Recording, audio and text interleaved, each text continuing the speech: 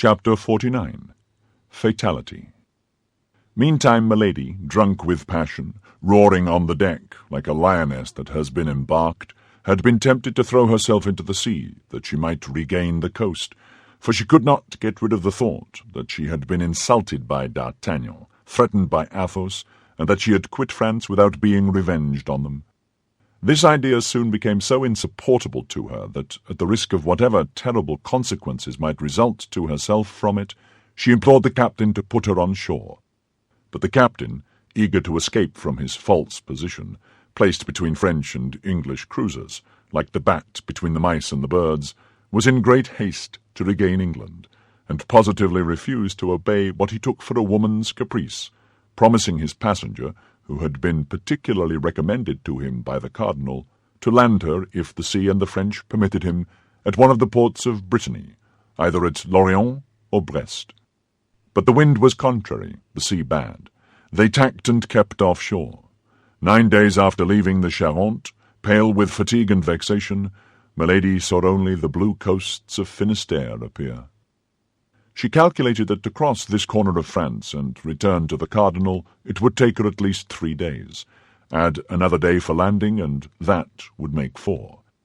Add these 4 to the 9 others, that would be 13 days lost.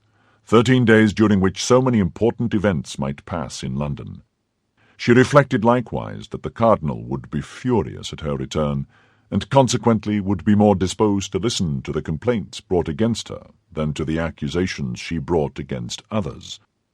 She allowed the vessel to pass Lorient and Brest, without repeating her request to the captain, who on his part took care not to remind her of it. Milady therefore continued her voyage, and on that very day that Planchet embarked at Portsmouth for France, the messenger of his Eminence entered the port in triumph. All the city was agitated by an extraordinary movement.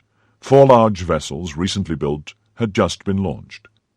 At the end of the jetty, his clothes richly laced with gold, glittering, as was customary with him, with diamonds and precious stones, his hat ornamented with a white feather which drooped upon his shoulder, Buckingham was seen surrounded by a staff almost as brilliant as himself. It was one of those rare and beautiful days in winter when England remembers that there is a sun.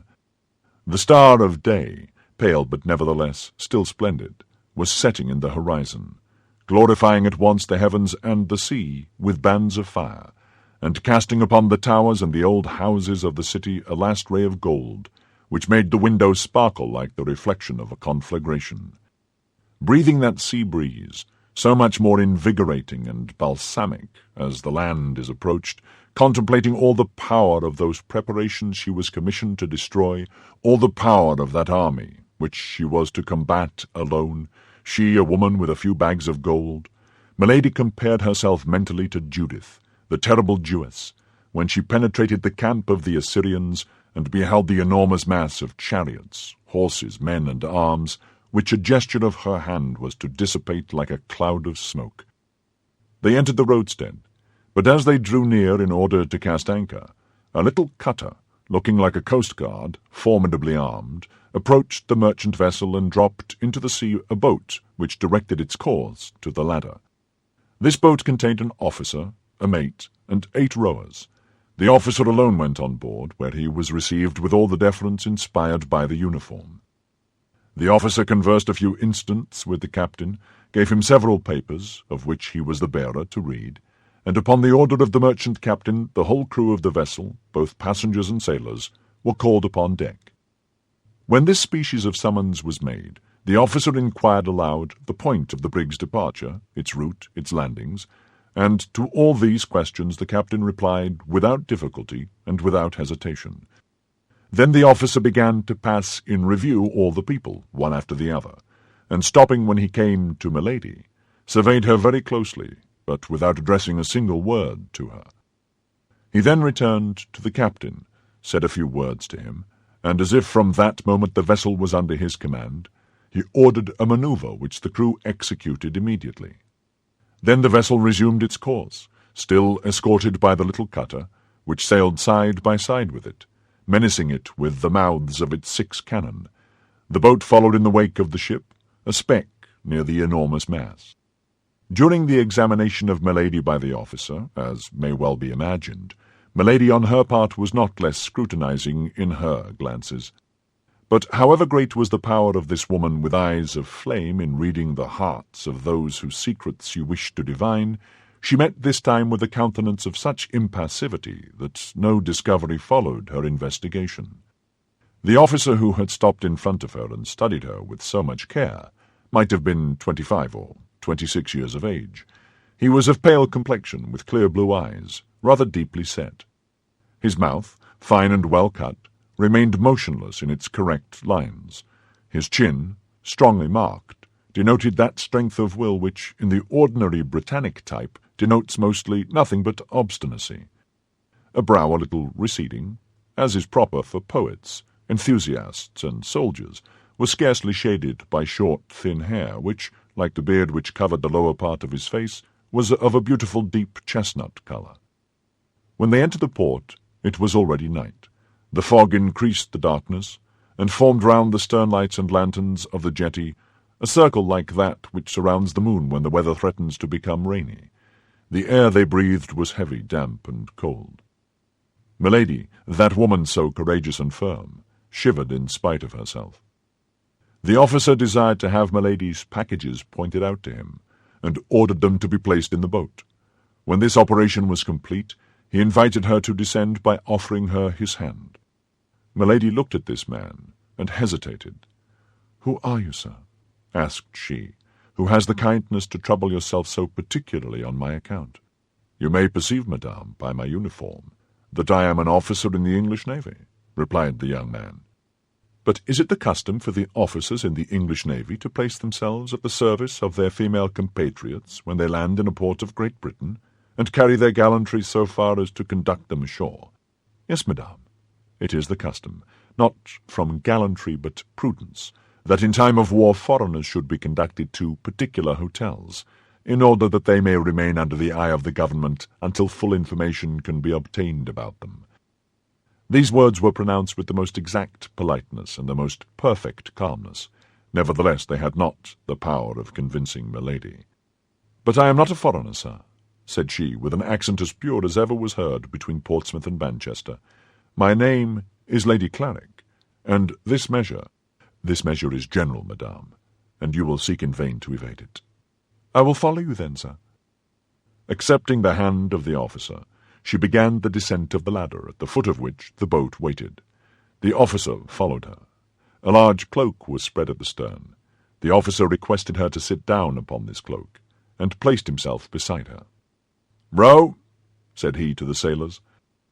The 8 oars fell at once into the sea, making but a single sound, giving but a single stroke, and the boat seemed to fly over the surface of the water. In 5 minutes they gained the land.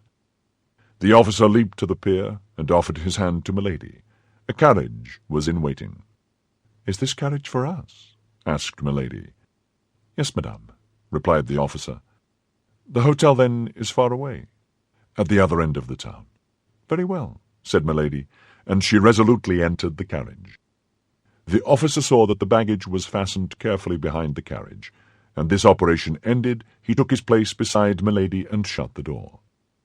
Immediately, without any order being given or his place of destination indicated, the coachman set off at a rapid pace, and plunged into the streets of the city. So strange a reception naturally gave Milady ample matter for reflection. So seeing that the young officer did not seem at all disposed for conversation, she reclined in her corner of the carriage, and one after the other passed in review all the surmises which presented themselves to her mind. At the end of a quarter of an hour, however, surprised at the length of the journey, she leaned forward toward the door to see whither she was being conducted. Houses were no longer to be seen.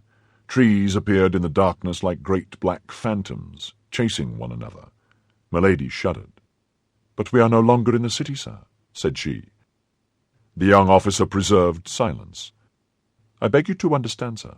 I will go no farther unless you tell me whither you are taking me." This threat brought no reply. "Oh, this is too much!" cried Milady. "Help! Help!" No voice replied to hers. The carriage continued to roll on with rapidity. The officer seemed a statue. Milady looked at the officer with one of those terrible expressions peculiar to her countenance, and which so rarely failed of their effect. Anger made her eyes flash in the darkness. The young man remained immovable. Milady tried to open the door in order to throw herself out. "Take care, madame," said the young man coolly. "You will kill yourself in jumping." Milady reseated herself, foaming. The officer leaned forward, looked at her in his turn, and appeared surprised to see that face, just before so beautiful, distorted with passion and almost hideous. The artful creature at once comprehended that she was injuring herself by allowing him thus to read her soul. She collected her features, and in a complaining voice said, "In the name of heaven, sir, tell me if it is to you, if it is to your government, if it is to an enemy, I am to attribute the violence that is done me." "No violence will be offered to you, madame, and what happens to you is the result of a very simple measure which we are obliged to adopt with all who land in England." "Then you don't know me, sir?" "It is the first time I have had the honour of seeing you." "And on your honour you have no cause of hatred against me?" "None, I swear to you." There was so much serenity, coolness, mildness, even in the voice of the young man, that Milady felt reassured. At length, after a journey of nearly an hour, the carriage stopped before an iron gate, which closed an avenue leading to a castle severe in form, massive and isolated. Then, as the wheels rolled over a fine gravel, Milady could hear a vast roaring, which she at once recognized as the noise of the sea dashing against some steep cliff. The carriage passed under two arched gateways, and at length stopped in a court, large, dark, and square. Almost immediately the door of the carriage was opened. The young man sprang lightly out, and presented his hand to Milady, who leaned upon it, and in her turn alighted with tolerable calmness. "Still, then, I am a prisoner," said Milady, looking around her, and bringing back her eyes with a most gracious smile to the young officer. "But I feel assured it will not be for long," added she. "My own conscience and your politeness, sir, are the guarantees of that." However flattering this compliment, the officer made no reply, but drawing from his belt a little silver whistle, such as boatswains use in ships of war, he whistled 3 times, with 3 different modulations. Immediately several men appeared, who unharnessed the smoking horses and put the carriage into a coach-house. Then the officer, with the same calm politeness, invited his prisoner to enter the house. She, with a still smiling countenance, took his arm, and passed with him under a low-arched door, which, by a vaulted passage, lighted only at the farther end, led to a stone staircase around an angle of stone. They then came to a massive door, which, after the introduction into the lock of a key which the young man carried with him, turned heavily upon its hinges, and disclosed the chamber destined for Milady. With a single glance the prisoner took in the apartment in its minutest details. It was a chamber whose furniture was at once appropriate for a prisoner or a free man, and yet bars at the windows and outside bolts at the door decided the question in favour of the prison. In an instant all the strength of mind of this creature, though drawn from the most vigorous sources, abandoned her. She sank into a large easy-chair with her arms crossed, her head lowered, and expecting every instant to see a judge enter to interrogate her. But no one entered except 2 or 3 marines, who brought her trunks and packages, deposited them in a corner, and retired without speaking. The officer superintended all these details with the same calmness Milady had constantly seen in him, never pronouncing a word himself, and making himself obeyed by a gesture of his hand or a sound of his whistle. It might have been said that between this man and his inferiors spoken language did not exist, or had become useless. At length Milady could hold out no longer. She broke the silence. "In the name of heaven, sir," cried she, "what means all that is passing? Put an end to my doubts. I have courage enough for any danger I can foresee, for every misfortune which I understand. Where am I, and why am I here? If I am free, why these bars and these doors? If I am a prisoner, what crime have I committed?" "You are here in the apartment destined for you, madame. I received orders to go and take charge of you on the sea, and to conduct you to this castle. This order, I believe, I have accomplished with all the exactness of a soldier, but also with the courtesy of a gentleman. There terminates, at least to the present moment, the duty I had to fulfill toward you. The rest concerns another person." "And who is that other person?" asked Milady warmly. "Can you not tell me his name?" At the moment, a great jangling of spurs was heard on the stairs. Some voices passed and faded away, and the sound of a single footstep approached the door. "That person is here, madame," said the officer, leaving the entrance open, and drawing himself up in an attitude of respect. At the same time the door opened. A man appeared on the threshold.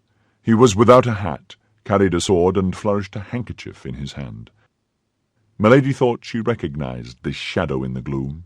She supported herself with one hand upon the arm of the chair, and advanced her head as if to meet a certainty. The stranger advanced slowly, and as he advanced, after entering into the circle of light projected by the lamp, Milady involuntarily drew back. Then, when she had no longer any doubt, she cried in a state of stupor, "What, my brother? Is it you?" "Yes, fair lady," replied Lord de Winter, making a bow, half courteous, half ironical. "It is I myself." "But this castle, then, is mine? This chamber is yours? I am, then, your prisoner?" "Nearly so. But this is a frightful abuse of power." "No high-sounding words. Let us sit down and chat quietly, as brother and sister ought to do." Then, turning toward the door, and seeing that the young officer was waiting for his last orders, he said, "All is well, I thank you. Now leave us alone, Mr. Felton."